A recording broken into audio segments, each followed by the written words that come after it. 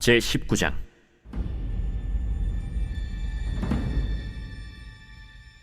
저녁 때에 그 두 천사가 소돔에 이르니 마침 롯이 소돔 성문에 앉아 있다가 그들을 보고 일어나 영접하고 땅에 엎드려 절하며, 내 주여, 돌이켜 종의 집으로 들어와 발을 씻고 주무시고 일찍이 일어나 갈 길을 가소서. 아니라 우리가 거리에서 밤을 새우리라. 롯이 간청함에 그제서야 돌이켜 그 집으로 들어오는지라. 롯이 그들을 위하여 식탁을 베풀고 무교병을 구우니 그들이 먹으니라. 그들이 눕기 전에 그 성사람 곧 소돔 백성들이 노소를 막론하고 원근에서 다 모여 그 집을 에워싸고 롯을 부르고 그에게 이르되, 오늘 밤에 내게 온 사람들이 어디 있느냐? 이끌어내라. 우리가 그들을 상관하리라.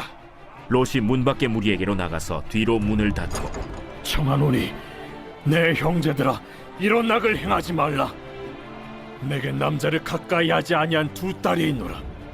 청하건대 내가 그들을 너희에게로 이끌어내리니 너희 눈에 좋을 대로 그들에게 행하고, 이 사람들을 내 집에 들어왔은즉 이 사람들에게는 아무 일도 저지르지 말라.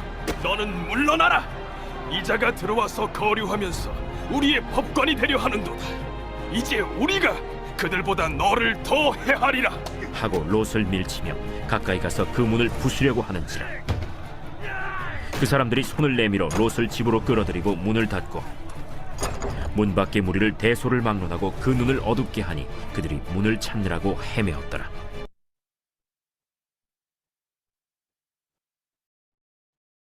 오늘 본문 말씀에서는 소돔성의 죄악의 심각성을 알려주는 이런 말씀입니다.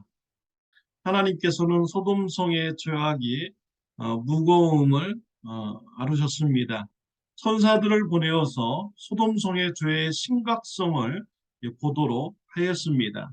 천사들이 소돔 성문에 도착하였습니다. 성문에 앉아있던 아브라함의 조카 롯이 나그네들을 본 것입니다.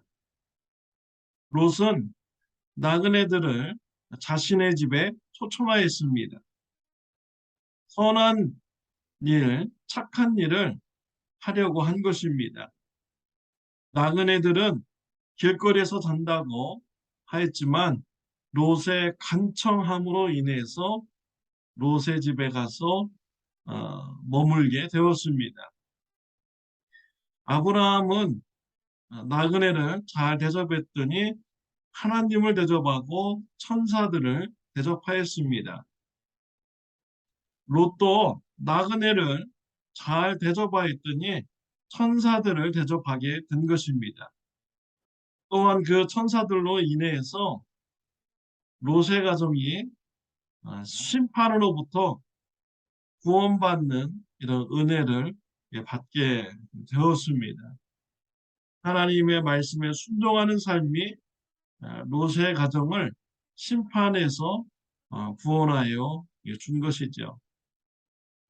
롯은 나그네들을 대접하고 좋은 저녁의 시간을 보내고 있었습니다. 이때 소돔성의 불량배들이 찾아왔습니다. 불량배들은 나그네를 내놓으라고 말합니다. 나그네들이 힘없고 연약한 이러한 사람들인데 그들을 내보내라고 말하고 있습니다. 불량배들의 하는 말이 5절에 나오고 있는데요. 그들의 말을 보면은 소돔성의 죄가 무엇인지 알게 됩니다. 하나님으로부터 심판을 받게 되는 그 죄가 무엇인지 알 수가 있습니다. 5절 말씀에 보면 롯을 부르고 그에게 이르되 오늘 밤에 네게 온 사람들이 어디 있느냐? 이끌어내라. 우리가 그들을 상관하리라 라고 했습니다. 이 말씀을 통해서 소돔성의 죄를 알 수가 있죠. 두 가지 죄입니다. 첫 번째는 나그네를 학대하는 이런 죄를 지었습니다. 소동성 사람들이 그랬던 것이죠. 힘없고 연약한 자들을 학대하고 짓밟는 포악하게 행하는 이러한 짓을 소돔성 사람들이 행한 것입니다. 왜 불량배들이 나그네에게 찾아왔겠습니까? 나그네들은 소돔성에 연고지가 없습니다. 그를 도와줄 사람들이 없었던 것이죠. 소돔성 사람들이 그에게 나쁘게 대하면 당할 수밖에 없는 그런 입장이었던 것이죠. 그래서 나그네를 찾아온 것입니다. 소돔성 사람들은 연약하고 힘없는 사람들을 학대하는 포악한 삶을 사는 이러한 자들이었던 것이죠. 또 두 번째로는 성범죄를 저지르는 이런 죄를 했습니다. 5절 하반절에 보면 우리가 그들을 상관하리라 라고 했습니다. 상관하리라. 성범죄를 하겠다라는 것이죠. 동성연애를 하겠다라는 것입니다. 동성연애도 죄인데 또 거기다가 강간까지 한다는 이러한 죄를 그들이 지은 것입니다. 하나님께서는 이러한 죄를 악하게 보셨습니다. 이러한 죄 때문에 소돔과 고모라 성을 하늘에서 불이 내려와 심판받게 하신 것입니다. 동성연애라는 것이 죄입니다. 성경에서는 죄라고 분명히 말씀을 하고 있습니다. 고린도전서 6장 9절 말씀에 보면은 불의한 자가 하나님의 나라를 유혹으로 받지 못할 줄을 알지 못하느냐. 미혹을 받지 말라. 음행하는 자나 우상 숭배하는 자나 간음하는 자나 남색하는 자나 라고 했습니다. 남색하는 자, 동성연애자를 말하는 거죠. 불의한 자를 목록으로 쭉 얘기할 때 동성연애자도 포함되어 있습니다. 성경에서는 동성연애를 죄라고 분명히 밝히고 있습니다. 또 디모데전서 1장에 보면 율법은 죄인들을 위한 것이다 라고 했습니다. 죄인들이 율법을 보고 죄를 깨달으라는 것이지요. 그러면서 율법을 보고 죄를 깨달을 자들 그들이 나오고 있는데요. 디모데전서 1장 10절에 보면 음행하는 자와 남색하는 자와 인신매매를 하는 자와 거짓말하는 자와 거짓 맹세하는 자와 기타 바른 교훈을 거스리는 자를 위함이니라고 했습니다.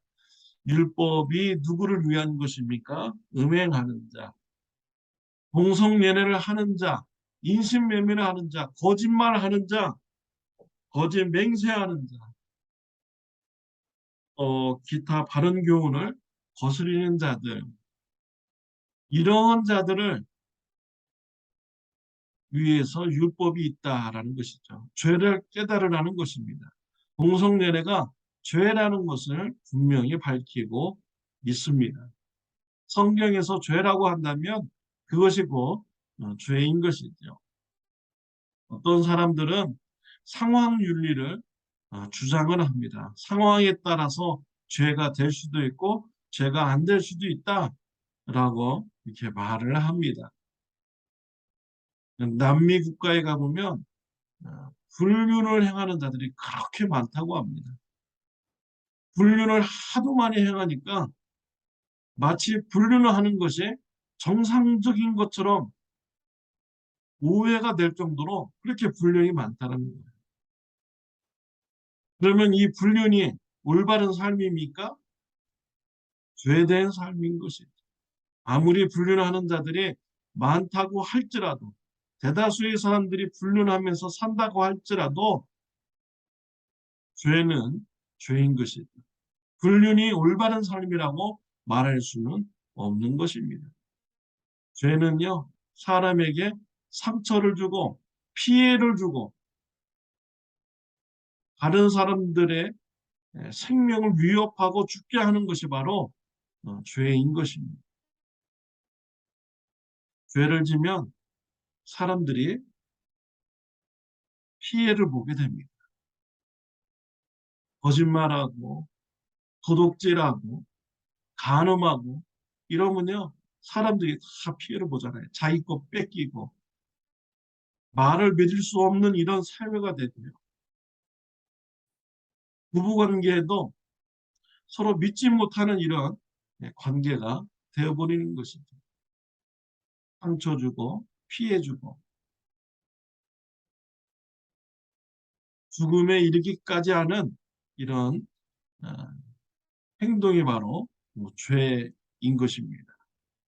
우리는 죄가 무엇인지 분명히 알아야 됩니다. 하나님 말씀에서 죄라고 한다면 그것이 곧 죄인 것이죠. 욕심이 잉태한 즉 죄를 낳고 죄가 장성한 즉 사망을 낳느니라 라고 말씀을 하셨습니다. 죄로 짓는 것으로 그냥 끝나는 것이 아닙니다. 죄 후에는 반드시 하나님의 심판이 있게 되는 것입니다.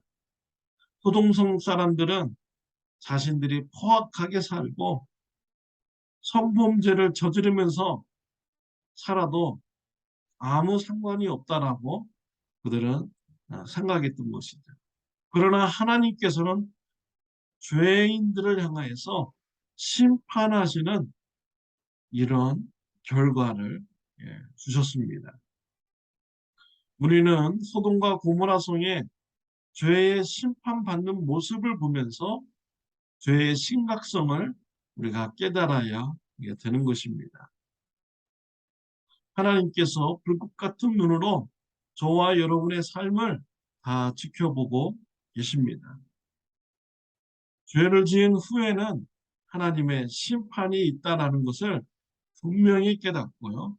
죄를 경계하며 죄를 멀리하는 삶을 살아가는 저와 여러분들이 다 되시기를 바랍니다.